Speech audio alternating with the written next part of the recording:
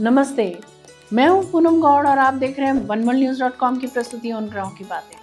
आज के प्रोग्राम में बताऊंगी आज का पंचांग, हर राशि का राशिफल, कहानी किस्से में एक रोचक सी कहानी सुनाऊंगी और आखिर तक मेरे साथ जुड़े रहिएगा। जिनका जन्मदिन है उनका वर्षफल बताऊंगी और साथ में साल भर के उपाय भी। शुरू करते हैं आज के पंचांग से। आज शनिवार 6 जून 2026 है। ज्येष्ठ का महीना चल रहा है। कृष्ण पक्ष की षष्ठी तिथि रहेगी रात्रि 2:40 तक और उसके बाद में सप्तमी। श्रवण नक्षत्र रहेगा प्रातः 6:03 तक और उसके बाद में धनिष्ठा। इंद्र योग रहेगा प्रातः 10:05 तक और उसके बाद में वैधृति योग। 1.5 घंटे के लिए राहु काल रहेगा प्रातः 9 बजे से 10:30 बजे तक। दिशाशूल रहेगा पूर्व। आज कहानी किस्से में एक रोचक सी कहानी सुनाऊंगी। बात करते हैं राशिफल की। मैं यहाँ बता देती हूँ कि मैं राशिफल चंद्र राशि से या नाम अक्षर से बताती हूँ। शुरू करते हैं मेष राशि से। आज आपकी काम करने में रुचि नहीं रहेगी। भाग दौड़ करने से को मन नहीं करेगा। जब कभी भी हम जिंदगी में बहुत निराश हो जाएं और चारों तरफ से अंधेरा दिखे, आज अंतर यात्रा का दिन रहेगा। अपने गुरु से, इष्ट से जुड़े तो लाभ होगा और कुछ नहीं सूझे तो अपने कबर्ड्स को, ड्रॉर्स को खोलें, दोबारा से लगाएं। आपका जो उदास मन है वो दोबारा से खिल उठेगा। वृषभ राशि। आज आप किसी विदेशी को जीवन साथी बनाने का मन बना सकते हैं। आवाम से कटे कटे से रहेंगे आज आप। मिथुन राशि। आज भाग्य आपके साथ है। भाग्यशाली अवसर हाथ लगेंगे। हर तरफ से सफलता मिलती दिख रही है। जो जातक नौकरी ढूंढ रहे हैं उन्हें मनचाही नौकरी मिल सकती है। कर्क राशि। आज धर्म के कार्यों में रुचि बढ़ेगी। कथा वाचकों के लिए, कला व खेल से जुड़े लोगों के लिए, गायकों के लिए, ज्योतिषियों के लिए दिन भाग्यशाली साबित होगा। सिंह राशि। आज टीचर्स, प्रोफेसर्स अपने कार्य कौशल में सुधार लाने के लिए कोई वर्कशॉप या सेमिनार अटेंड कर सकते हैं। प्रॉपर्टी को लेकर कोई बड़ा निर्णय ले सकते हैं आप। कन्या राशि की बात करते हैं। आज आप चीज़ें रखकर भूल सकते हैं या कोई बात भूल सकते हैं। हिसाब किताब में कुछ आंकड़ों की गलती हो सकती है जिसकी वजह से परेशानी बढ़ जाएगी। ट्रांसफर ऑर्डर रद्द हो सकते हैं। तुला राशि। बैंक से लाभकारी समझौता संभव है। पाचन तंत्र खराब हो सकता है। आज आपको दूसरों की मदद करके खुशी मिलेगी। वृश्चिक राशि। आज कोई रोग आपको सता सकता है। इसके बावजूद आपकी कार्य क्षमता बढ़ जाएगी और आप किसी न किसी कार्य में सफलता भी पालेंगे। धनु राशि। आप जो गुप्त प्रेम की योजना बना रहे हैं वो एक तरफा हो सकता है। अपनी संतान का आप सुरक्षा कवच बनकर खड़े हो सकते हैं। किसी बिछड़े हुए व्यक्ति से पुनर्मिलन हो सकता है। मकर राशि। बहुत बड़ा आलीशान बंगला बनाने की आज प्लानिंग कर सकते हैं। सफलता प्राप्त करने के साथ साथ आप इनाम भी अवश्य पालेंगे। आज आप अपना घर बदल सकते हैं। मित्रों के साथ शाम अच्छी बीतेगी। कुंभ राशि। जो जातक नौकरी ढूंढ रहे हैं उनको आज नौकरी मिल सकती है। आपके प्रशासनिक कौशल की आज भरपूर प्रशंसा होगी।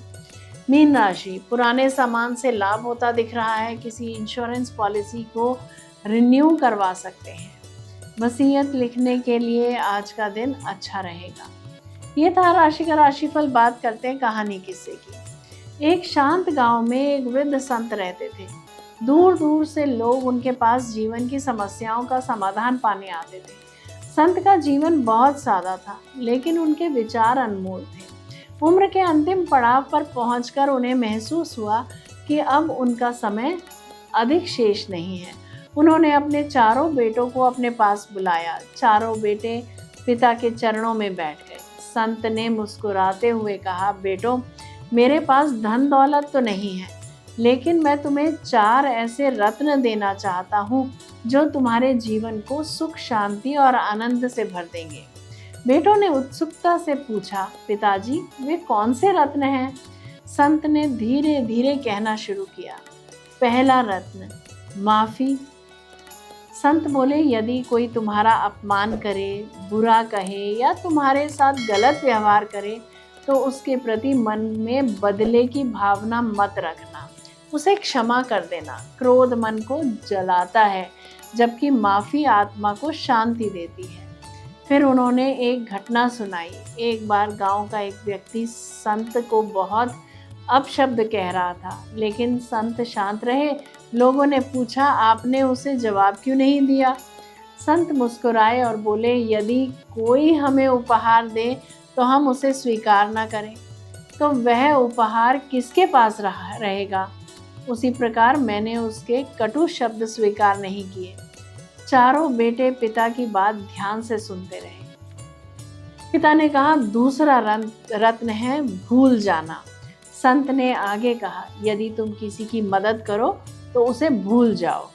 कभी यह उम्मीद मत रखना कि सामने वाला तुम्हारा उपकार लौटाएगा। सच्चा उपकार वही है जिसमें प्रतिफल की इच्छा ना हो। उन्होंने बताया कि एक बार उन्होंने एक गरीब किसान की सहायता की। वर्षों बाद वह किसान बड़ा व्यापारी बन गया, लेकिन उसने कभी संत को याद नहीं किया। फिर भी संत के मन में उसके लिए कोई शिकायत नहीं थी, क्योंकि संत बोले, जिस उपकार को बार बार याद किया जाए वह व्यापार बन जाता है, सेवा नहीं। संत ने फिर कहा, तीसरा रत्न है विश्वास। संत ने अपने बेटों का हाथ पकड़कर कहा, जीवन में सबसे बड़ी शक्ति विश्वास है। अपनी मेहनत और परमात्मा पर अटूट भरोसा रखो। कठिन समय में यही विश्वास तुम्हें संभालेगा। उन्होंने समझाया कि जीवन में कई बार इंसान मेहनत करता है, लेकिन सफलता देर से मिलती है। ऐसे समय में जो व्यक्ति विश्वास बनाए रखता है वही अंततः विजय प्राप्त करता है।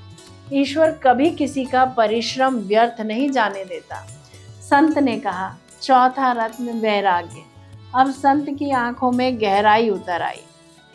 उन्होंने कहा, यह संसार नश्वर है, एक दिन सबको इस दुनिया से जाना है। इसीलिए धन, मोह और लोभ में इतना मत उलझो कि जीवन का आनंद ही खो दो। उन्होंने आगे कहा कि जिस व्यक्ति का मन संतोष से भरा होता है वही वास्तव में सबसे धनी होता है। चारों बेटे भावुक हो उठे। उन्होंने पिता के चरणों में सिर रख दिया। संत ने आशीर्वाद देते हुए कहा, जब तक तुम इन 4 रत्नों माफ़ी, भूल जाना, विश्वास और वैराग्य को अपने जीवन में संभाल कर रखोगे, तब तक कोई भी दुख तुम्हें पराजित नहीं कर पाएगा। उस दिन के बाद चारों बेटों ने पिता की सीख को अपने जीवन का आधार बना लिया। समय बीतता गया, लेकिन वे सदैव शांत, प्रसन्न और संतुष्ट रहे। जय श्री कृष्ण। जयराम जी की बात करते हैं जिनका जन्मदिन है। आप सबको जन्मदिन की हार्दिक बधाई व शुभकामनाएं। वर्ष 2026-27 आपके लिए रिश्तों में प्रगति, करियर में नए अवसर और आर्थिक सुधार का वर्ष रहेगा। नौकरी या व्यवसाय में नए संपर्क लाभदायक सिद्ध हो सकते हैं। मीडिया, शिक्षा, कला, फैशन, मार्केटिंग, लेखन और संचार से जुड़े लोगों को विशेष सफलता मिलने की संभावना है। आर्थिक स्थिति पहले की तुलना में बेहतर होगी, लेकिन विलासिता और दिखावे पर अधिक खर्च करने से बचना चाहिए। पारिवारिक जीवन में सुख और सहयोग बना रहेगा। परिवार के साथ समय बिताने के अवसर बढ़ेंगे। प्रेम संबंधों में मधुरता आएगी और अविवाहित जातकों के लिए विवाह का या नए रिश्ते बनने के योग बन सकते हैं। स्वास्थ्य की दृष्टि से गला, त्वचा, पाचन और तनाव से जुड़ी समस्याओं पर ध्यान देना आवश्यक होगा। बात करते हैं साल भर के उपायों की। शुक्रवार को सफ़ेद मिठाई, चावल या दूध का दान करें। ओम द्राम द्रीम द्रौं सह शुक्राय नमः मंत्र की कम से कम 1 माला जपें। सफ़ेद, गुलाबी या हल्के हरे रंग का जो प्रयोग है वो अधिक से अधिक करें। घर में सुगंधित धूप या चंदन लगाएं। जरूरतमंद कन्याओं को या महिलाओं की सहायता करें। यदि मेरा ये प्रोग्राम आपको पसंद आया है तो इसे लाइक, शेयर, सब्सक्राइब करें। बेल का आइकॉन जरूर दबाएं और कल फिर मेरे साथ जुड़िएगा oneworldnews.com की प्रस्तुति उन ग्रहों की बातें में। नमस्ते।